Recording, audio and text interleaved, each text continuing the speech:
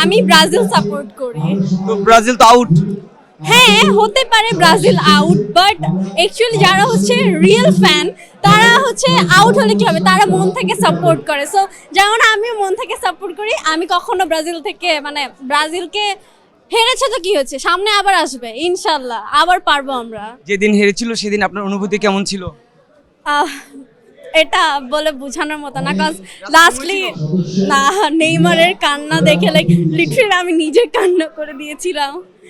হ্যাঁ, কজ মানে একটা মানুষ ইমোশনাল হলে লাইক আমরা আর্টিস্ট, কজ আমরা জানি যে একটা মানুষ যখন ইমোশনাল হয় তার ভিতরে কি চলে সেটা আমরা ফিল করতে পারি। সো আমিও ফিল করেছিলাম জিনিসটা।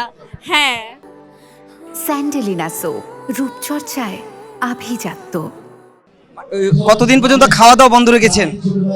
এখন আমি এত ক্রেজি ফ্যান না যে খাওয়া দাওয়া বন্ধ করবো, বিকজ নিজেরটা নিজের ভিতরে। হ্যাঁ, তো খাওয়া দাওয়া কেন বন্ধ করবো? নেইমার হ্যাঁ ত্যাগ করেছে। হ্যাঁ, মাঝখান থেকে শুনেছিলাম যে কুমিল্লার একটা ছেলে নাকি সুইসাইড করে, সরি কুষ্টিয়ার একটা ছেলে হচ্ছে সুইসাইড করেছিল।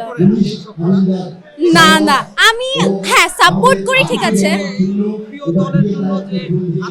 না না, আমি এটাকে সাপোর্ট করি না, আমি সাপোর্ট করি যে হ্যাঁ আমি ফ্যান, ঠিক আছে, বাট এইটার জন্য যে আমি নিজে মানে নিজের ক্ষতি করব বা নিজে সুইসাইড করব এমনটা আমি কখনো প্রেফার করব না। এতটা ক্রেজি ফ্যান আমি না।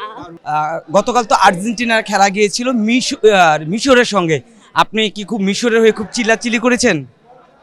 ব্যাপারটা এমন না যে আমি ব্রাজিল সাপোর্ট করি দেখে যে আর্জেন্টিনাকে সাপোর্ট করবো না। যখন গোল মানে ফার্স্টে দেখে যখন মিশর গোল করছিল, 2টা গোল দিল, আমি লাইক ইস মানে জিনিসটা হচ্ছেটা কি, আর্জেন্টিনাকে একটাও দিবে না, মানে মনের ভিতরে নিজের সাথেই কেমন যেন ফাইট চলতেছিল যে একটাও কি দিবে না। আমি খেলা দেখছিলাম কালকে রাতে, তো যখনই হুট করে আর্জেন্টিনা একটা গোল দিল লাস্ট দিক থেকে, আমার বোন সিরিয়াসলি যখন গোলটা দিল, ইয়ে আর্জেন্টিনা গোল করেছে, আমার বোন চিল্লিয়ে পুরো বাড়ি মাথায় করে ফেলেছিল।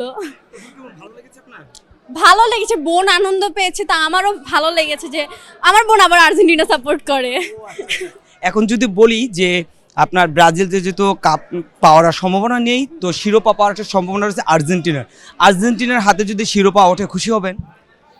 এখন একটা দল পায়নি বলে যে আমি মানে আমার দল পায়নি বলে যে আমি অখুশি হব তেমন কিন্তু না। হ্যাঁ, অন্য একটা অপোজিট দল পাবে, এটাই স্বাভাবিক।